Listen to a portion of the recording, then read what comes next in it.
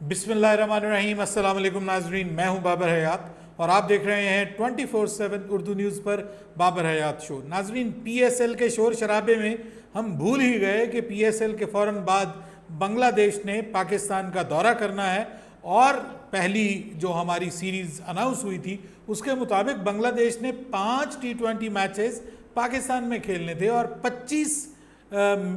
25 मई से इस सीरीज़ का आगाज़ होना था। लेकिन ये जो अब दरमियान में हमारे पाकिस्तान इंडिया वाला जो मसला हुआ उसके बाद भाई बीच में बड़ा पवाड़ा पड़ गया, बड़ा मसला बन गया और ये सीरीज़ तो बिल्कुल वो जिसको कहते हैं ना कि कैंसिल होने के दहाने पे पहुंच गई थी।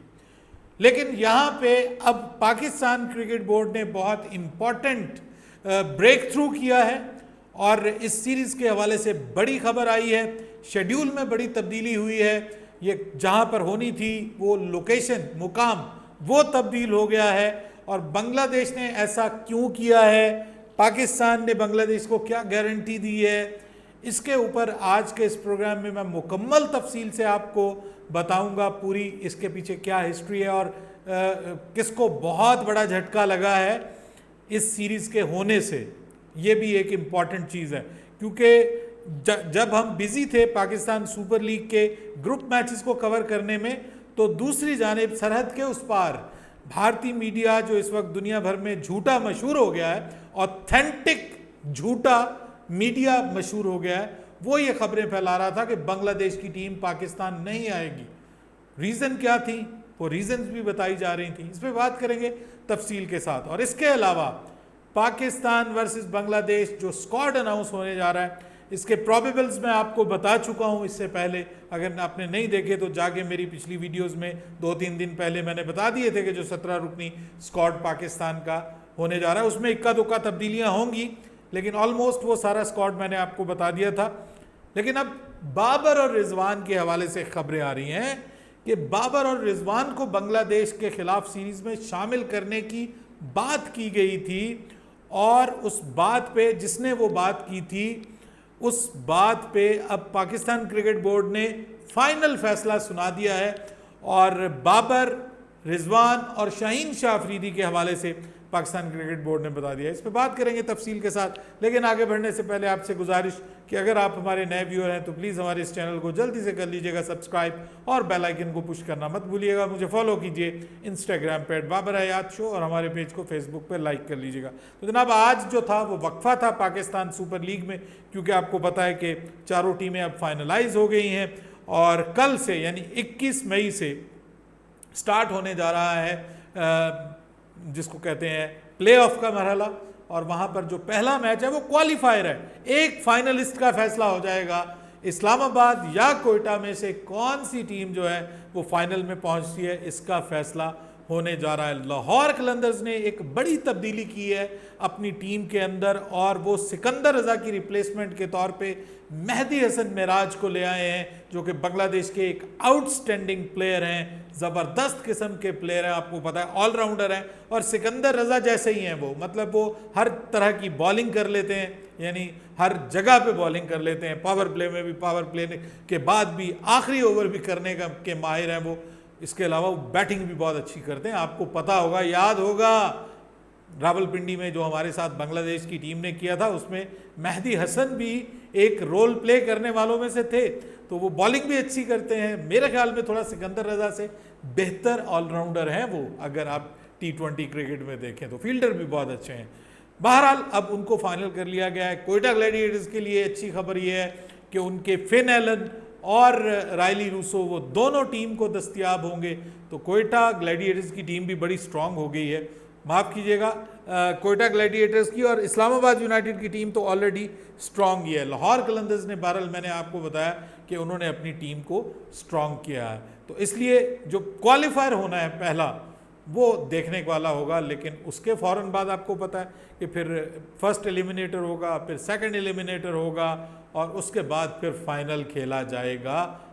25 मई को फाइनल होना है और 25 मई के बाद अब मैं आपको बता रहा हूँ कि जो 5 T20 मैचेस की सीरीज़ थी ना पाकिस्तान और बांग्लादेश के दरमियान। ये जो दरमियान में कुछ हुआ उसके बाद इसके ऊपर ख़तरात के साए मंडला रहे थे और ऐसा लग रहा था कि शायद अब ये सीरीज़ कहीं कैंसिल ही ना हो जाए। उधर हमारे हमसाए से आवाज़ें उठ रही थी कि बांग्लादेश की टीम ने पाकिस्तान आने से इनकार कर दिया है, बांग्लादेश की टीम पाकिस्तान नहीं आ रही, पाकिस्तान के हालात इस वक्त इंटरनेशनल क्रिकेट के लिए ठीक नहीं हैं, जो मामला चल रहे हैं उनको लेकर के, जो जंगी माहौल क्रिएट किया जा रहा है उसको लेकर के।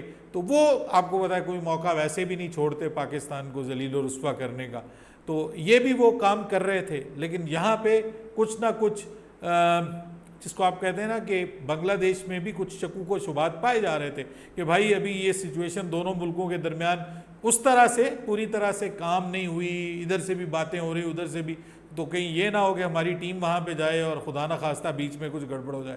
तो वो भी इस पे सोच रहे थे। लेकिन हमारे प्यारे मोहसिन नकवी साहब, इनके पास हर चीज़ का हल है जी, हर मसले का हल है।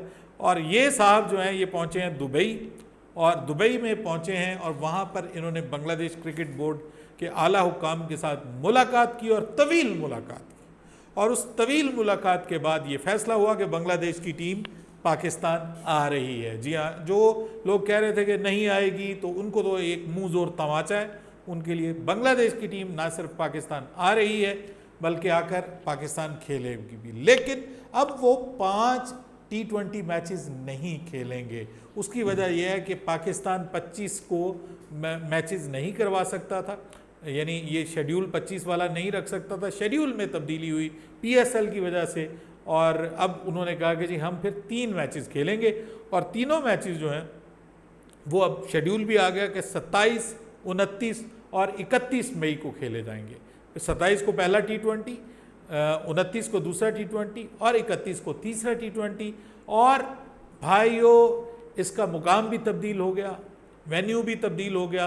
पहले ये फैसलाबाद में करवाने का मूड था PCB का, लेकिन अब ये लाहौर में होंगे।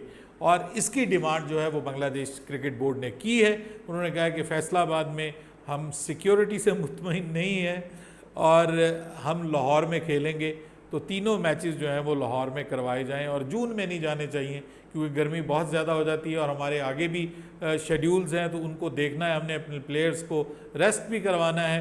तो इसलिए जो है वो आप इन तीनों मैचेस को लाहौर में ही रखें। तो तीनों मैचेस अब लाहौर में हो रहे हैं जी, और हो रहे हैं। सबसे इम्पॉर्टेंट चीज़ 3 हो या 5 हो, मैचेस का होना ज़रूरी था। पाकिस्तान का हम यंगस्टर्स को देखना चाह रहे हैं कि वो यंगस्टर्स जो पाकिस्तान सुपर लीग में परफॉर्म कर रहे हैं, जिनके बारे में अब ये खबरें आ रही हैं कि पाकिस्तान की टीम यंगस्टर्स के साथ जाएगी। जी हाँ, जो मार्क हैसन है उन्होंने रिक्वेस्ट की थी पाकिस्तान क्रिकेट बोर्ड की हायर मैनेजमेंट से कि जनाब मुझे बाबर और रिजवान हमारे T20 वर्ल्ड कप और एशिया कप के पस मंज़र में ये मुझे चाहिए।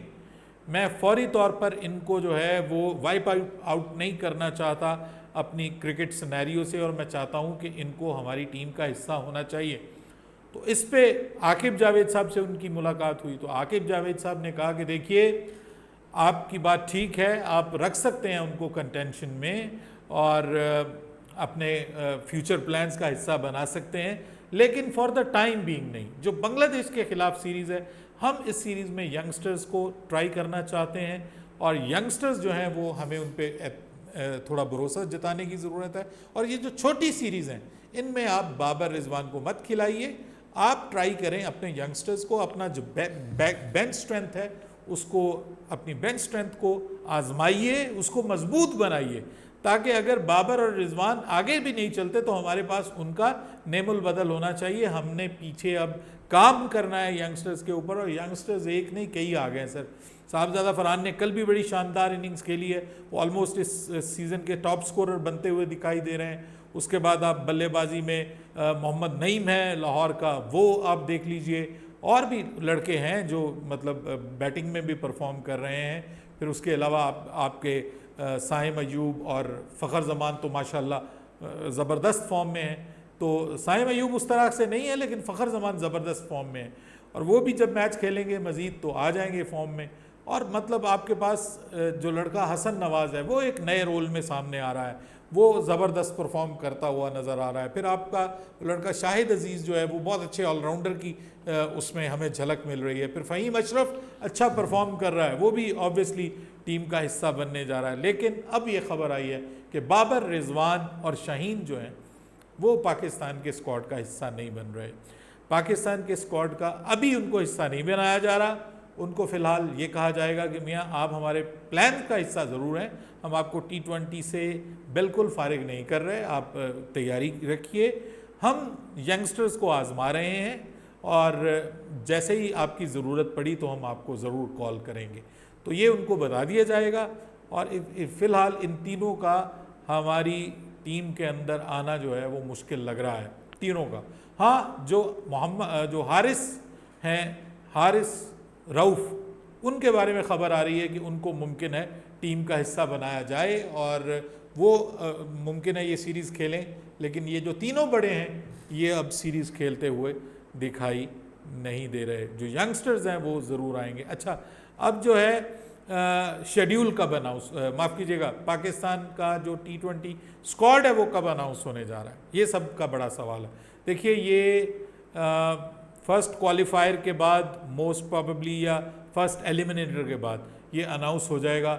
मोस्ट प्रोबेबली कल या परसों इसका ऐलान कर दिया जाएगा। पाकिस्तान की जो टीम है, अगर इसकी प्रॉपर कोई टाइम या डेट अनाउंस होता है तो हमारे साथ रहिए, हमारे चैनल पे मौजूद रहिए, आपको अगली वीडियो में वो भी मैं बता दूंगा। लेकिन अभी तक जो खबरें आ रही हैं वो ये है कि कल या परसों इसका ऐलान हो जाएगा। पाकिस्तान का जो स्क्वाड है और वो मैक्सिमम यंगस्टर्स के ऊपर मबनी होगा, ये भी आपको मैं बता रहा हूँ, कंफर्म कर रहा हूँ। अपनी राय दीजिएगा कमेंट सेक्शन में। बाबर हयात को इजाज़त दीजिएगा। अल्लाह हाफिज़।